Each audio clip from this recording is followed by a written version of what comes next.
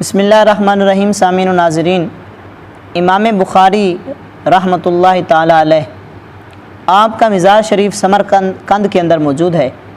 آپ کے وصال کے بعد 1 سال بعد سمرقند کے اندر سخت ترین قحط سالی کا دور آ گیا۔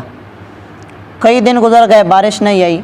لوگوں نے نماز استسقاء بھی پڑھی، یعنی دعا کی اور بارش کی طلبی کے لیے نماز بھی ادا کی، بڑی دعائیں کی، لیکن دعا جو ہے وہ قبولیت کے مقام تک نہ پہنچی۔ تو سمرقند کے ایک شخص نے، قاضی جو تھا سمرقند کا، اس کو یہ تجویز پیش کی کہ آپ سمرقند کے لوگوں کو لے کر امام بخاری کی مزار پر، ان کی قبر پر جائیں اور ان کی قبر انور پر جا کر دعا کریں۔ اللہ تعالیٰ دعاؤں کو قبول فرما لے گا ان کی برکت سے، ان کے وسیلے سے۔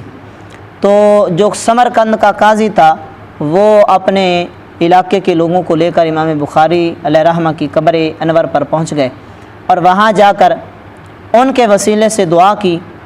تو الطبقات الشافعیۃ الکبریٰ جلد 2 صفحہ نمبر 15 کے اوپر یہ بات موجود ہے کہ ابھی تک وہ وہیں امام بخاری کی قبر پر موجود تھے کہ بادلوں کی گھٹا چھا گئی اور انہوں نے اس طرح موسلادھار بارش برسائی کہ وہ لوگ جو امام بخاری کی قبر پر گئے تھے دعا کرنے کے لیے، ان کو واپس آنے کا موقع نہ ملا، اور 7 دن تک مسلسل جو تھی لگاتار بارش ہوتی رہی۔